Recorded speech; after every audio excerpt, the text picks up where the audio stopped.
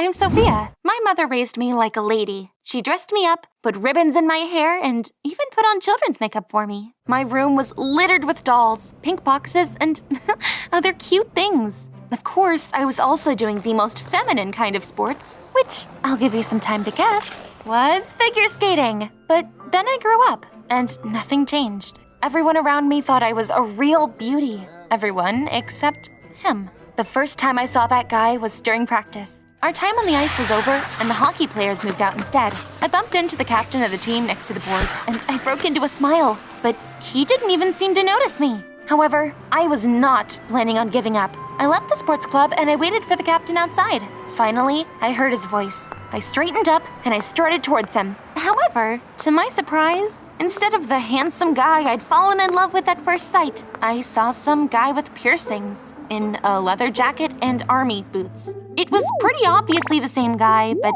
he looked strange. I decided I would come and greet him anyway. Hello, I'm Sophia. I'm a figure skater here. Out of the way, Barbie. That was rude. He hadn't even looked at me. And I'll be honest, that hurt my self-esteem. I was walking home and imagining that insolent guy begging me for a date, only for me to jump into a convertible and drive away with somebody else. But obviously, nothing like that happened. We would see each other during practice, but that was it. He didn't even look in my direction. Such indifference really bothered me. I heard his friends call him Rick and moved into the attacking zone again, as they say in hockey. Rick, maybe you could teach me how to play hockey after practice? I'll wait for you. Oh, don't make me laugh. Hockey is nothing like your ice dancing, sweetheart. You could get hurt. Lucky for you, I don't scare easily. Unfortunate for you, I'm not crazy enough to be responsible for you.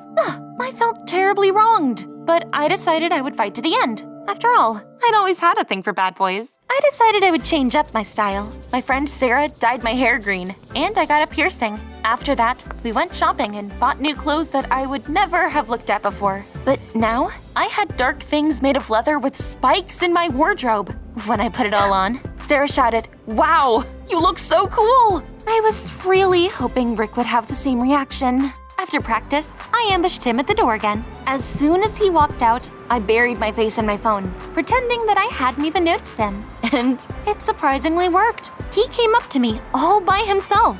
What are you doing here alone? I forgot my phone in the locker room, so I had to go back for it. Oh, well, I see you changed your look. If you want my opinion on it, I think it suits you better. I just nodded. My coldness was really piquing Rick's interest, and when he decided we'd go for a walk, I was about ready to jump with joy. But that definitely would have ruined everything, so I just smiled and gave Rick my heavy bag with skates. And he turned out to be really cool. We chatted about everything, and then Rick walked me home. I was so excited that I even forgot about my appearance, and I let my mom see me like that. What have you done to yourself? I felt a little uneasy. While chasing Rick, I hadn't thought at all about what my mom would say. I was so sure I was gonna get scolded, but Mom suddenly changed her tone. No, don't answer that. You're already a grown-up. I shouldn't try to force you to do anything.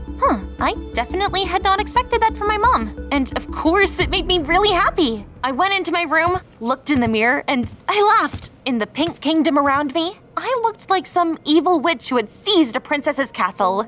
I went to bed, but I kept tossing and turning. I was tormented by my doubts. Had I really done everything right? Was it necessary?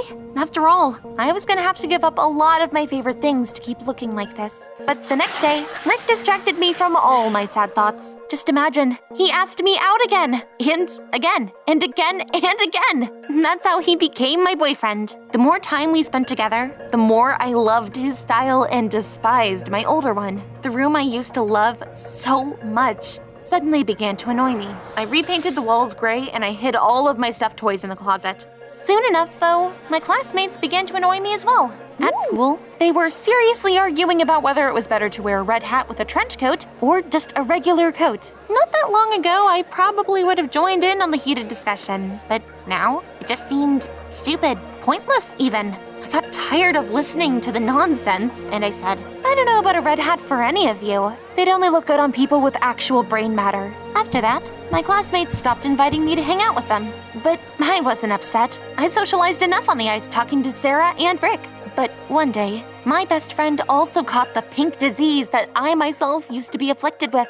Sarah suddenly began to upload videos of herself cuddling with teddy bears and lip-syncing to whiny songs on TikTok. It seemed like everyone around me had horrible taste, and I started talking less and less with Sarah. And by the end, we would only greet each other every day. Instead, I devoted all my time to Rick and to figure skating. But one day, I caught myself thinking that I was tired of that too. What infuriated me the most were the short dresses with rhinestones the coach made us wear. I suggested that maybe we should be allowed to skate without them, at least during rehearsals. But she refused. So that evening, I complained to Rick about it, and suddenly he suggested, If you like being on the ice but can't stand those girly outfits, come to our side. Play some hockey. "Oh, I think I should try that. Will you help me?" Are you serious?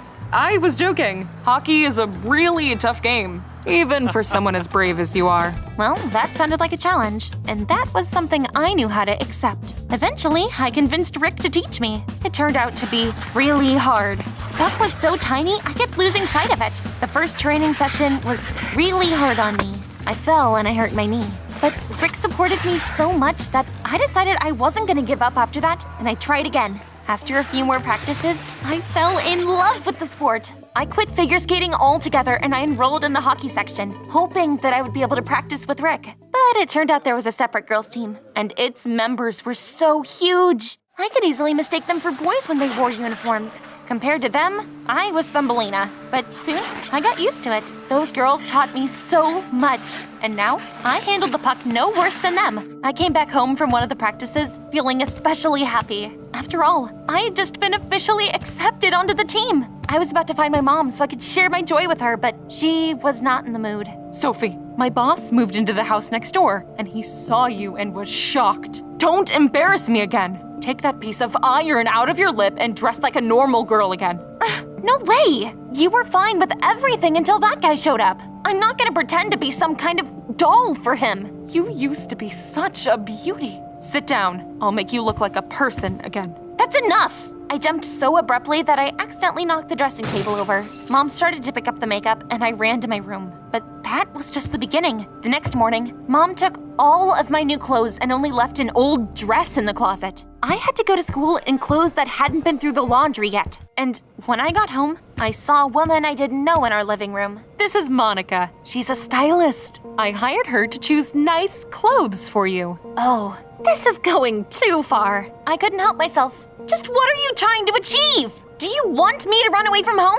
'Cause I will! I rushed into my room, took out my suitcase, and I started packing. That finally did the trick. My mom got so scared that she hurried to say goodbye to the stylist and came to make up with me. But that didn't end well, and we argued even more. I grabbed my laptop and ran out into the yard, away from my mom. I had already started playing my favorite game to calm down when the new neighbor suddenly called me over from the fence. Girl, I have a suggestion for you. How about you come clean my house for 10 an hour? I thought I was dreaming. Why had he mistaken me for a cleaner? Clean it yourself. Why would you ask me that? But don't you clean at the Hiltons? Who told you that? The owner of the house did. You are from the cleaning service, right? Now it was clear. So, Mom was so ashamed of me, she'd even said I was a cleaner. I'd had enough. It was a good thing I'd already packed my things. I was heading for the door with my suitcase when suddenly someone rang the doorbell. I opened the door and I saw my grandpa. Sophia, I am so glad to see you. You've become so much prettier since I last saw you. I hesitantly hugged him. All of my plans had just collapsed in an instant. Grandpa had decided to surprise us and came to stay. Now I had to stay at home. I regretted it during dinner immediately.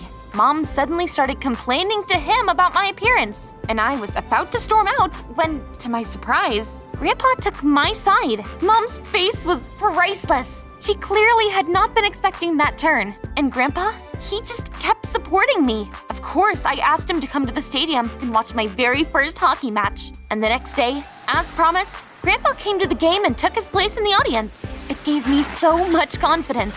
As soon as the referee blew his whistle, I rushed towards the puck, pushing the competitors with my shoulders. But they were much stronger than me. I lost sight of the puck, and suddenly, it flew right into my jaw. The pain was so awful, I fell to my knees. And next to me was my tooth. I have no clue what happened after that. I woke up on a bench surrounded by a doctor, my grandpa, and Rick. They all looked really scared. As I remembered what had just happened, I burst into tears. But my grandpa cheered me up. We'll go to the dentist, and you'll be good as new. But things really weren't that simple. The doctor gave me a temporary crown, but its color was so different from my other teeth. I looked in the mirror, and I burst into tears again. Yeah, Mom would be furious. I asked Grandpa not to tell her anything, but that same evening, she burst into my room shouting, I knew your antics would end badly. Just look at yourself. First you dressed like a monster and now you come home without a tooth. Your coach told me everything. I stared at the floor and tried to mumble something, but I really had nothing to say. Hockey had turned out to be so much more dangerous than I'd expected. But Grandpa came running when he heard my mother yelling, What are you doing shouting at Sophia like that? You were no better in your youth. Mom suddenly turned red, and Grandpa took out an old photo of her. In it, Mom was sitting with a guitar in a strange outfit, wearing beads and colorful friendship bracelets. She looked like a hippie. I was shocked. Now, I didn't understand my mother even more. If she hadn't been a typical girly girl herself, why wouldn't she let me do whatever I wanted? But then Mom explained everything. Such changes cost me dearly. Because of how I looked, I was a laughingstock in college. My boyfriend dumped me, and no one wanted to hire me. I didn't want you to go through that either. I was trying to keep you safe. Mom, it's the 21st century. Nobody cares what other people look like. And certainly no one would look down on me just because of my clothes.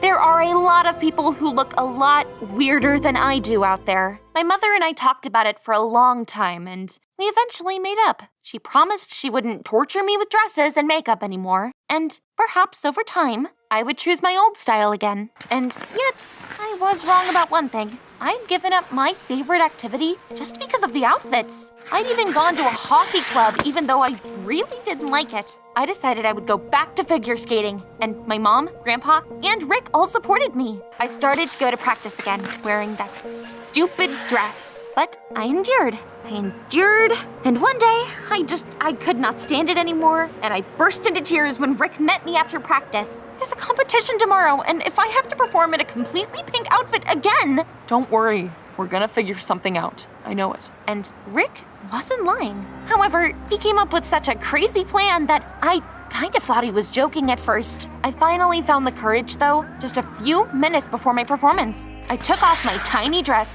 put on my usual clothes, and, just as Rick had advised, moved out onto the ice looking just like that. The coach, the jury, the competitors, and the entire audience froze. But my mom, grandpa, and Rick were all loudly cheering me on. And that was the most important thing. I skated my program and I stared hopefully at the scoreboard. And my points tallied up to 155.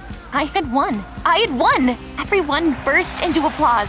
I looked up at my family and I started almost crying with joy. Mom was jumping up and down in her seat, shouting at the top of her lungs, That's my daughter! Mine! And I was so happy. My mom wasn't ashamed of me anymore. There was only one problem, though. What was my coach gonna say after my little stunt? But thankfully, I was worried over nothing. The coach congratulated me on my victory and even offered to make the punk look my thing in competitions.